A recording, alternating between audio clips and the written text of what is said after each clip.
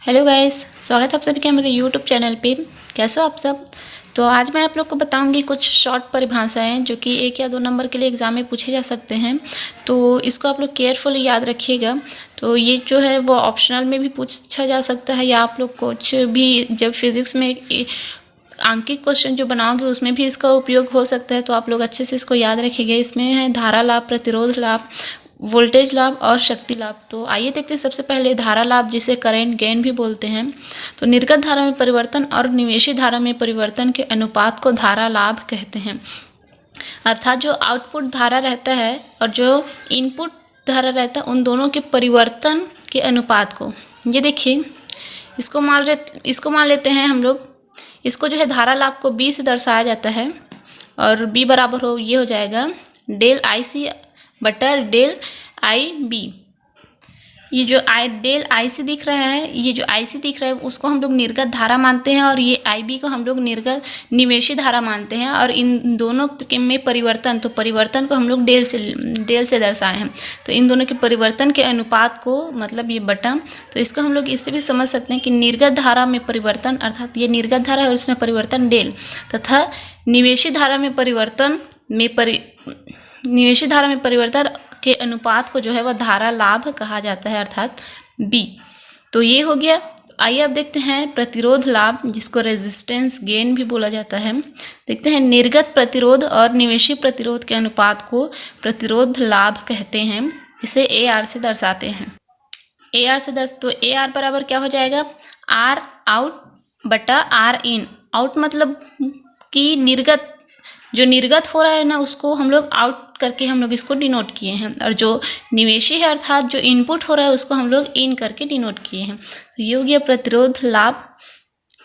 अब देखते हैं वोल्टेज लाभ क्या है, जिसको वोल्टेज गेन भी बोला जाता है। तो निर्गत वोल्टेज में परिवर्तन तथा निवेशी वोल्टेज में परिवर्तन के अनुपात को वोल्टेज लाभ कहते हैं। इसे AB से दर्शाते हैं। तो सभी के तीनों से के परिभाषा से आप लोग को एक बात तो समझ आ गया होगा कि देखिए, वोल्टेज लाभ में निर्गत वोल्टेज और निवेशी वोल्टेज में परिवर्तन हो रहा है, अर्थात निर्गत और निवेशी तीनों में है। बस इसमें क्या है, वोल्टेज लाभ में वोल्टेज में परिवर्तन हो रहा है, प्रतिरोध लाभ में प्रतिरोध में परिवर्तन हो रहा है, और क्या बोलते हैं, धारा लाभ में जो है वह धारा में परिवर्तन हो रहा है। अर्थात ये निर्गत और निवेशी दोनों सभी में है, उपयोग हो रहा है। बट ये जो है, जिसमें वोल्टेज लाभ है उसमें निर्गत वोल्टेज आ जाएगा, और प्रतिरोध लाभ है उसमें निर्गत प्रतिरोध, और धारा लाभ में निर्गत धारा।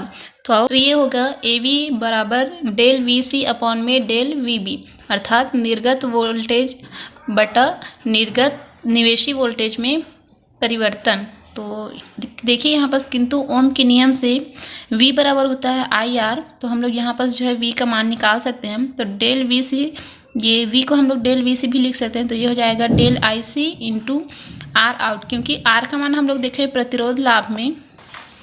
देखिए, R का मान हम लोग देखें कि R आउट लिख सकते हैं या फिर R इन लिख सकते हैं, लेकिन हम लोग निर्गत वोल्टेज के लिए R आउट लिखेंगे। तो ये हो जाएगा R आउट, और निवेशी वोल्टेज के लिए हम लोग लिखेंगे डेल VB बराबर डेल IB निवेशी धारा के लिए, और निवेशी प्रतिरोध के लिए R इन। अब देखिए, ये डेल VC और डेल VB के मान को हम लोग यहाँ पास रख सकते हैं। इसको हम लोग समीकरण 1 मान के हम लोग यहाँ पास डेल VC और डेल VB के मान को रखेंगे, तो हमको प्राप्त होगा AB बराबर डेल VC की जगह में हम लोग रखेंगे del IC into R out. तो del IC into R out, और डेल VB की जगह में हम लोग रखेंगे इसको, तो ये हो जाएगा डेल IB इंटू R इन। तो हम लोग ये जो डेल IC और डेल IB को हम लोग कोष्टक के अंदर लिख लिए हैं। तो अब यहाँ पर हम लोग मानते हैं डेल IC अपॉन में डेल IB बराबर बीटा इन R आउट अपॉन में R इन बराबर AR। अब चूंकि ये जो है डेल IC अपॉन में डेल IB, ये जो है धारा लाभ से हमें धारा लाभ की परिभाषा से हम देखे हैं। देखिए, ये देखिए, धारा लाभ की परिभाषा से देखें कि डेल IC और डेल IB के मान को हम लोग बीटा माने थे, और उसी प्रकार R आउट और R इन के मान को प्रतिरोध लाभ से देखे हैं कि इसका मान जो है AR होता है। तो हम लोग इन दोनों के मान को जो है यहाँ पर इस समीकरण में रख देंगे।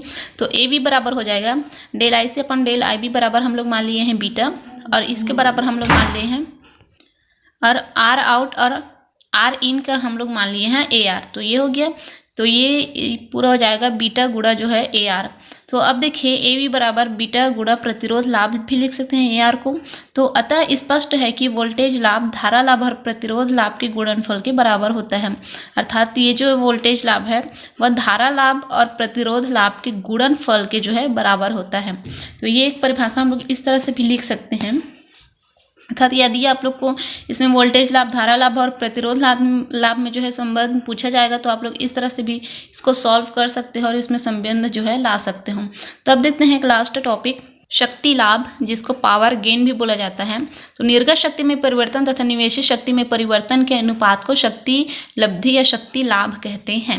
तो अर्थात अब उसमें भी हम लोग बाकी में देखें कि निर्गत और निवेशित शक्ति, अर्थात निर्गत और निवेशित शब्दों का प्रयोग हुआ है। तो इसमें शक्ति लाभ हम पढ़ रहे हैं तो इसमें आ जाएगा निर्गत शक्ति और निवेशित शक्ति। तो इसको हम लोग दर्शाते हैं ए पी मतलब हो जाएगा पावर बराबर डेल आई सी का वर्ग बटा डेल आई बी गुणा प्रतिरोध लाभ। तो ये हो गया शक्ति लाभ का जो है परिभाषा। तो उम्मीद करते हैं गाइस ये आप लोग को लिए आज का वीडियो आप लोग के लिए हेल्पफुल रहा होगा। यदि वीडियो पसंद आए तो लाइक कीजिए, अपने दोस्तों के साथ शेयर कीजिए और ऐसे वीडियोस देखने के लिए बने रहिए मेरे यूट्यूब चैनल पे। तो मिलते हैं गाइस नेक्स्ट वीडियो में। Thanks for watching this video.